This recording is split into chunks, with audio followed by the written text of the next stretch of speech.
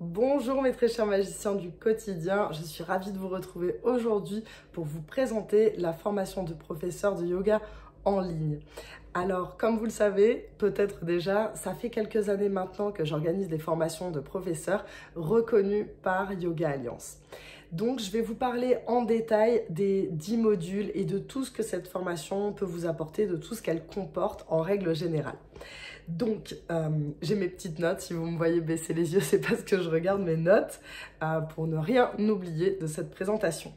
Donc, cette formation, elle comporte 10 modules sur 12 week-ends. Donc, c'est 12 week-ends d'affilée. 10 modules, pourquoi? Parce que l'avant-dernier module, c'est les révisions et le dernier module, c'est les examens. C'est pour ça qu'il y a 10 modules plus 2 week-ends, révision-examen.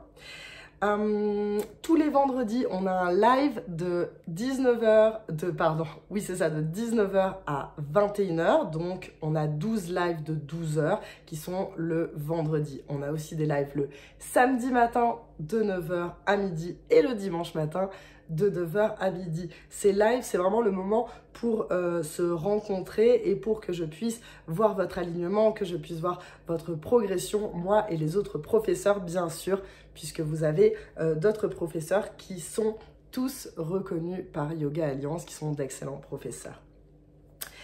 Tous ces lives, si vous ne pouvez pas être là au live, il n'y a aucun problème. Vous pouvez bien sûr accéder au replay. Donc, aucun souci si vous travaillez le vendredi soir ou même si vous travaillez le week-end ou pour d'autres, comme ça a déjà été le cas dans d'autres formations, si vous venez de l'autre bout du monde et que votre fuseau horaire fait que vous ne pouvez pas participer au live. Tous ces lives sont accessibles en replay. Ça vous permet aussi vraiment d'avancer à votre rythme et de pouvoir rattraper si par exemple un week-end vous n'avez pas été disponible. Vous pouvez toujours accéder au replay. Ensuite, donc en tout, il y a...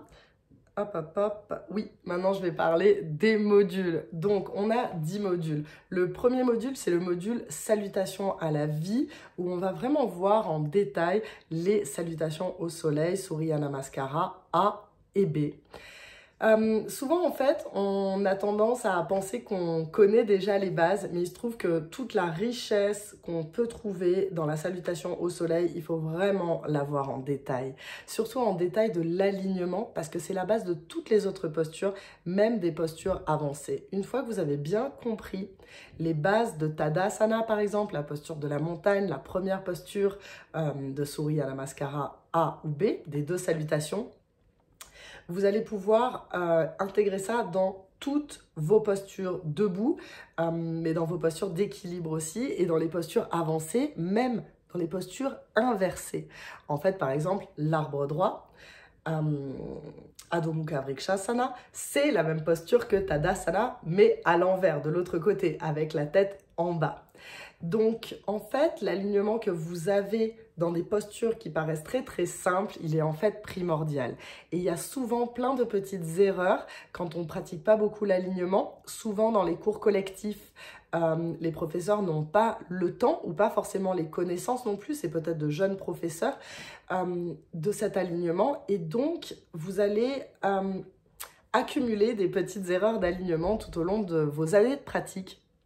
Et c'est pour ça que c'est très important de faire une formation de professeur de yoga, même si vous ne souhaitez pas devenir prof. En fait, c'est tout simplement aussi pour approfondir votre propre pratique et vous permettre de ne pas vous blesser et de bien comprendre les bases qui ne sont pas souvent expliquées dans les cours.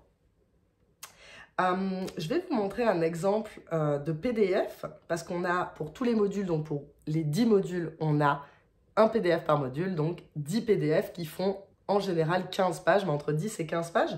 Je vais vous montrer un petit exemple, par exemple pour ce module-ci. Hop, je vous montre sur mon ordinateur, j'espère que vous voyez bien, vous devriez bien y voir. Voilà, donc ça, c'est le module sur la salutation à la vie où j'explique les fondements de Surya Namaskar. Et comme vous pouvez le voir ici, on va voir vraiment en détail chacune des postures très importantes en théorie et en pratique, puisque lors du live, lors de la pratique, on va pratiquer, bien évidemment, toute cette salutation. Voilà, donc salutation A et B, vues en détail. Et je vous assure qu'il y a plein de choses que vous allez apprendre. C'est souvent sur des choses les plus simples qu'on se rend compte. Et une petite auto-évaluation à la fin, bien sûr, pour savoir où on en est. C'est souvent en fait les bases qui manquent. On se rend compte plus tard, on veut aller plus loin, mais on se rend compte qu'il y a déjà énormément à creuser dans les bases. Alors, ensuite, donc le module salutation à la vie, ensuite alignement des postures de base. Alors pareil, là on parle de Surya Namaskara et B, mais il y a un autre module qui s'appelle le module alignement, où là on va voir plus de postures, bien évidemment. Il y a d'autres postures de base qu'on ne trouve pas dans les 2 salutations, mais qui sont aussi très très importantes pour la pratique, parce qu'on les voit souvent, on les pratique souvent, et ce sont des petites erreurs d'alignement qui peuvent nous blesser sur le long terme, surtout des articulations fragiles comme les genoux. Il va falloir faire très très attention au placement de nos pieds, au placement de nos orteils. C'est vraiment connaître toutes ces postures dans le détail. Alors, on va maintenant passer au troisième module. Et là, c'est un module philosophie du yoga, les 8 branches du yoga. Moi, c'est un de mes modules préférés. C'est super important de savoir d'où est-ce que vient le yoga. Le yoga que l'on pratique aujourd'hui, le yoga moderne, il a des racines qui lui viennent justement de toute cette philosophie indienne, de cette philosophie védique. Donc, ce module est là pour bien mettre les bases de la philosophie yogique, pour bien comprendre les 8 branches de la philosophie. Et on va aller un petit peu plus loin dans ce module pour bien comprendre comment mettre en place cette philosophie du yoga tous les jours dans notre vie, un petit peu tous les jours dans notre vie, pour la comprendre, mais surtout pour la faire nôtre. Donc voilà, rapidement évidemment on va voir les yamas, les niyamas, donc on a 5 yamas, 5 niyamas. Pour les détails bien évidemment, il faut aller voir notre formation, on va tout voir en détail. Les asanas, donc ça c'est la pratique physique, comme vous voyez, les asanas c'est juste une branche de la philosophie du yoga, il y en a 8. Donc imaginez comme on peut approfondir.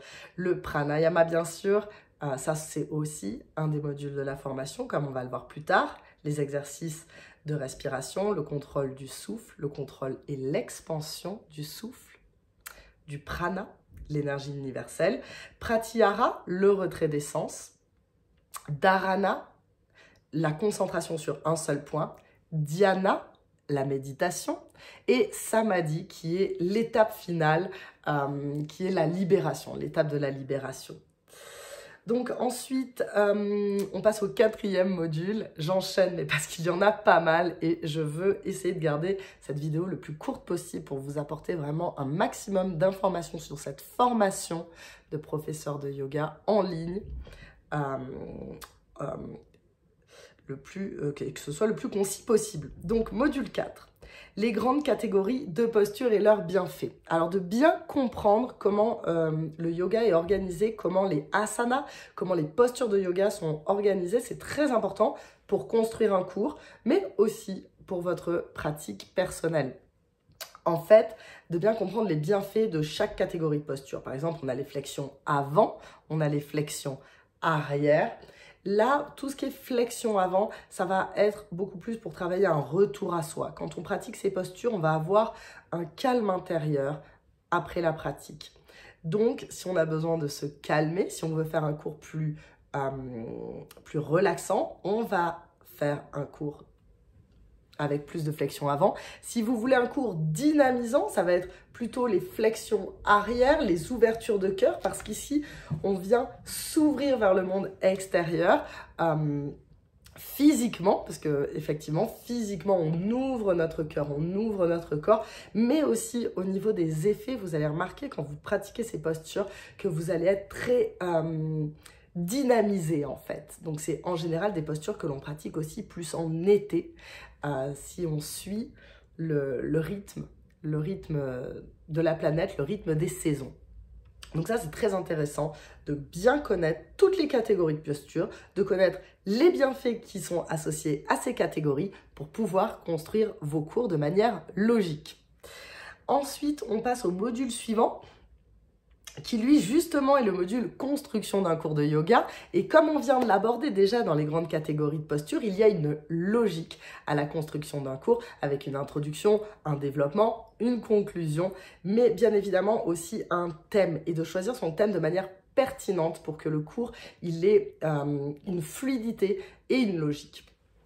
Donc là, vous connaîtrez à ce stade déjà bien les grandes catégories de posture, ce qui vous permettra d'organiser votre cours en fonction de ce que vous voulez atteindre comme objectif. Ça peut être un objectif pour le corps, par exemple, un objectif de détente, de relaxation, ou plutôt au contraire un cours plus dynamique pour apporter de l'énergie à vos élèves. On va apprendre à adapter les cours en fonction des élèves, ça c'est le plus important, ou en fonction de vous-même, si c'est pour apprendre vraiment à construire votre pratique personnelle. Mais aussi, on va adapter les cours en fonction des saisons. C'est très important de bien comprendre quand et comment, pourquoi faire tel type de cours. Voilà, ce module, il va vraiment vous expliquer tout ça en détail. Ensuite, on a évidemment 2 modules d'anatomie. Le premier module d'anatomie, c'est un module plus général pour vraiment comprendre l'anatomie du corps humain en règle générale et aussi comprendre chaque articulation et le type de mouvement et le type, comment cette articulation bouge. Dans le deuxième module d'anatomie, on va aller plus spécifiquement sur l'anatomie de l'articulation de l'épaule, tout simplement parce que c'est une articulation qui a beaucoup de mobilité. Qui dit beaucoup de mobilité, peut dire peu de stabilité. Donc vraiment, nous, ce qu'on va rechercher, c'est une articulation très mobile. Ça va être de pouvoir la renforcer, de pouvoir vraiment bien la stabiliser pour éviter les blessures. Donc voilà, on va aller plus en avant sur comment protéger nos articulations pendant une pratique dynamique, surtout que le yoga vinyasa, c'est une pratique dynamique où on met beaucoup de poids sur nos mains. Donc il va vraiment falloir protéger que ce soit l'articulation des épaules et l'articulation des poignets. On voit pas mal de blessures en yoga vinyasa et ashtanga, puisque le vinyasa descend de l'ashtanga, c'est en rapport. Pas mal de blessures au niveau des poignets parce qu'on met beaucoup de poids sur nos mains. Donc comment éviter ces petites blessures inhérentes à la pratique dynamique, c'est ce qu'on va voir dans ces modules d'anatomie. Ensuite, il y a un module Ayurveda. Donc l'Ayurveda, c'est une médecine traditionnelle indienne qui est très ancienne. Elle est basée sur la connaissance et la compréhension des 5 éléments. Donc en Ayurveda, il n'y a pas 4 éléments comme chez nous en Occident, il y en a 5. Ils en ont rajouté un. Et il part du principe que en chacun d'entre nous, il y a évidemment chacun de ces éléments, les 5 éléments, mais on a tous en priorité, on a plus d'un élément ou d'un autre. Et c'est ce qui va faire notre constitution, c'est ce qui va déterminer notre dosha. Donc, je vais vous montrer un exemple, l'exemple de ce PDF, par exemple. Et ça va vous permettre, en fait, de bien comprendre votre propre nature, de bien comprendre aussi la nature de certains de vos élèves et de pouvoir adapter la pratique en fonction. Parce qu'on a tous une constitution différente qui fait que l'on doit pratiquer différemment et que l'on doit aussi se nourrir différemment. C'est pour ça que d'ailleurs, on vous offre un module en extra, un dossier sur l'alimentation et l'Ayurveda pour que vous puissiez mettre en place une alimentation adaptée dans votre vie, parce qu'une bonne alimentation, c'est aussi ce qui va vous permettre d'avoir une bonne pratique. C'est lié en fait, c'est vraiment, le yoga c'est quelque chose d'holistique, ce n'est pas seulement une pratique physique, c'est aussi une manière de s'alimenter et c'est aussi, avec la philosophie du yoga, une manière de penser, une manière de vivre son yoga.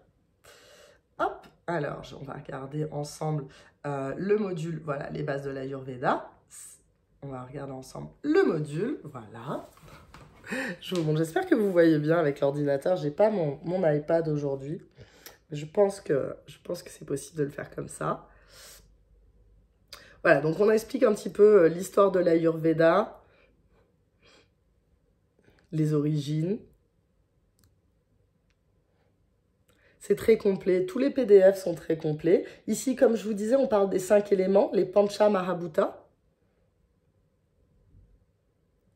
Et finalement, les doshas, c'est-à-dire la constitution de chaque individu qui lui donne sa spécificité avec Prakriti et Vikriti. Donc Prakriti, la constitution natale, celle avec laquelle vous êtes né, et Vikriti qui est plutôt l'état de déséquilibre qui va survenir en fonction de nos mauvaises habitudes. Voilà. Voilà, après on va un petit peu plus spécifiquement sur Vata Dosha, on explique les 3 doshas de manière plus spécifique, Pitta Dosha, mais comme vous allez le voir, de toute manière, tous les modules sont très complets, Kapha Dosha. Voilà, bon là, voilà, les gunas, on parle aussi, on va un petit peu plus loin dans tous ces concepts. Et évidemment, l'auto-évaluation à la fin pour être sûr que vous avez bien intégré tous les concepts de tous les modules. Alors, on va continuer ensemble maintenant sur les autres modules. Donc, on a vu l'Ayurveda, voilà, et en bonus, comme je vous disais, le dossier alimentation. Ensuite, on a un module sur le pranayama. Donc, le pranayama, c'est aussi une des branches du yoga, donc c'est vraiment un pan très, très important. C'est le contrôle du souffle.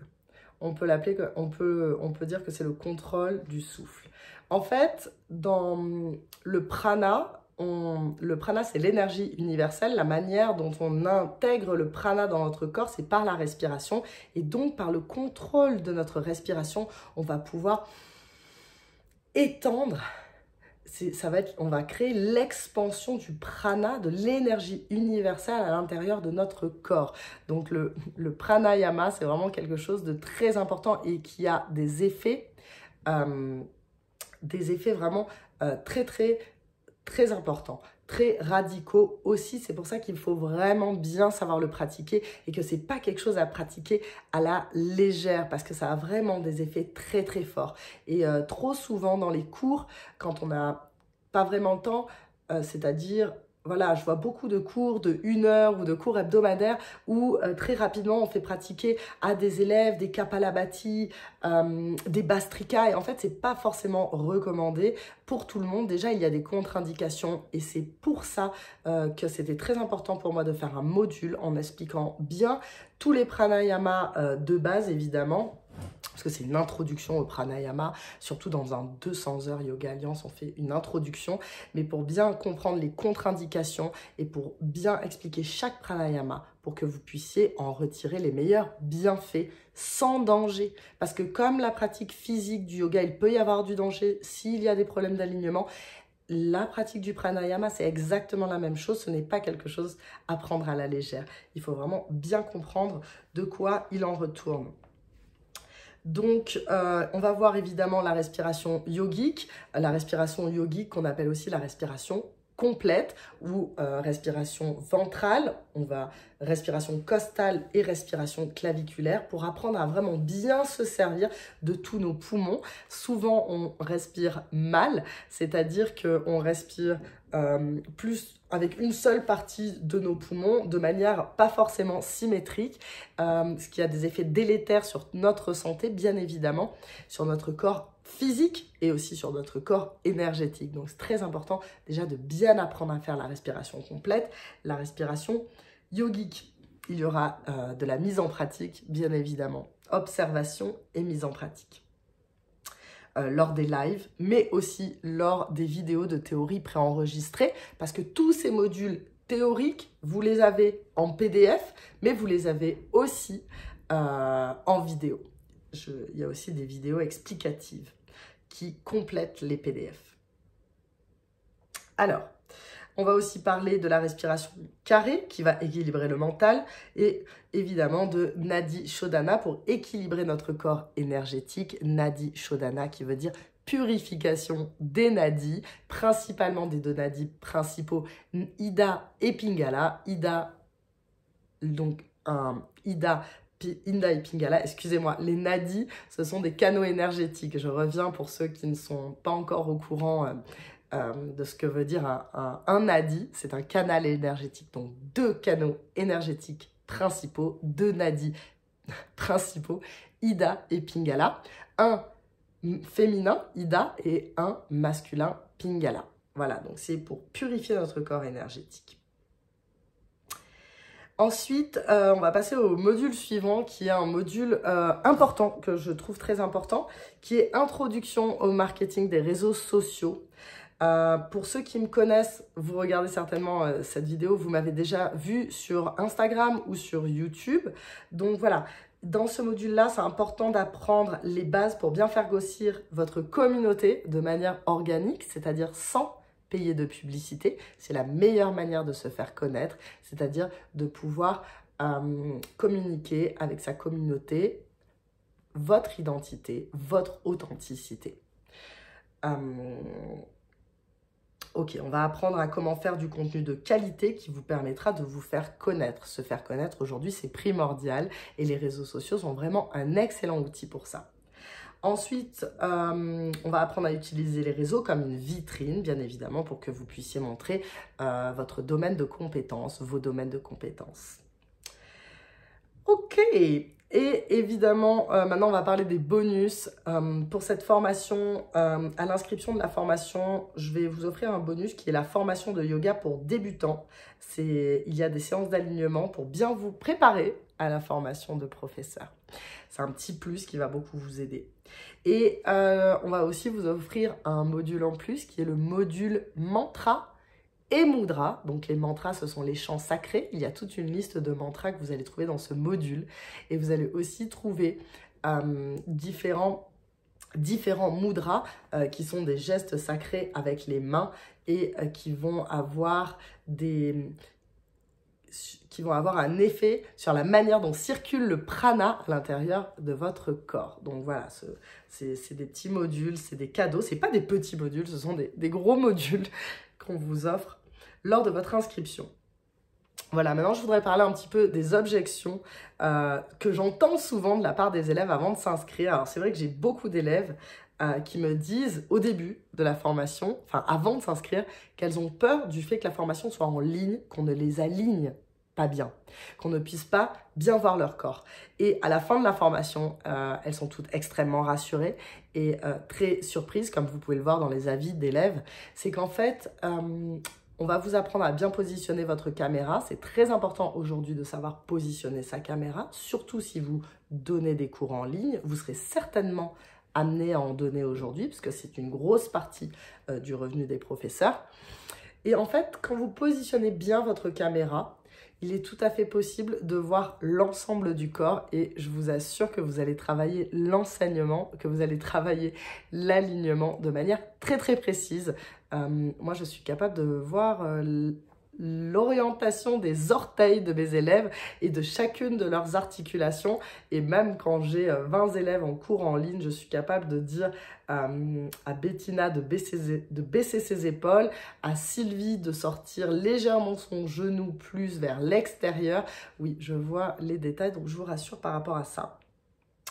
Il y a aussi beaucoup d'élèves qui me disent « je ne suis pas prête ». Alors le fait de ne pas être prêt avant de se lancer dans nos rêves, c'est une peur tout à fait légitime, mais c'est une peur qui revient constamment. Mais en fait, je vais vous dire un secret, on n'est jamais prêt en fait. On est prêt le moment où on décide de l'être et en fait c'est un choix qu'on fait pour nous. Et à partir du moment où on fait ce choix, c'est là où on va vraiment progresser, où on va se donner les moyens d'être prêt. J'ai aussi pas mal d'élèves qui me disent « je ne suis pas souple ». Alors, je ne suis pas souple, je vous rassure, je ne suis pas naturellement souple du tout non plus. Et quand j'ai eu mon projet de devenir professeur de yoga, il y a pas mal de gens qui m'ont dit « oui, non, mais moi, je connais une prof de yoga, elle est super souple ». Comme un petit peu pour me décourager. Mais en fait, je ne me suis pas du tout découragée. Aujourd'hui, je suis prof de yoga, j'en vis. Et c'est un bonheur pour moi. Et je me suis assouplie avec le temps. En fait, la souplesse, elle vient avec le travail. Tout simplement, la mobilité, la souplesse du corps vient avec le travail. Et vous n'avez pas à être extrêmement souple à la base pour être un excellent professeur de yoga. et de remettre à plus tard. Ou sinon, j'ai aussi pas mal d'élèves, j'ai beaucoup d'élèves qui me disent « Ah ben je le ferai à la prochaine formation ». On peut toujours remettre à plus tard, mais le meilleur moment, c'est celui où on commence à s'intéresser. Moi, tout ce que j'ai remis à plus tard, au final, j'ai fait cette erreur. J'ai remis à plus tard ma première formation de professeur de yoga. Et tout ce que je me suis dit quand j'ai été diplômée, c'est que j'aurais dû la faire avant. Et alors aussi, j'ai pas mal d'élèves qui me disent « je n'ai pas le temps ». Alors, ce qu'il faut savoir, c'est que au niveau du temps, le fait que ce soit une formation en ligne, c'est ce qu'il y a de plus adaptable au niveau d'un emploi du temps chargé. Parce que vous pouvez faire tous les replays et que vous pouvez pratiquer toute la théorie. Enfin, vous pouvez regarder la théorie des PDF dans votre lit en vous reposant le soir si vous êtes fatigué après une grosse journée de travail. Et que ça vous permet de gagner extrêmement de temps. En fait, on ne peut pas gagner plus de temps qu'avec une formation en ligne. Voilà, donc j'espère que cette petite présentation a été claire. N'hésitez pas si vous avez des questions à me contacter directement. Donc je vous embrasse tous très très fort et je vous souhaite une excellente journée.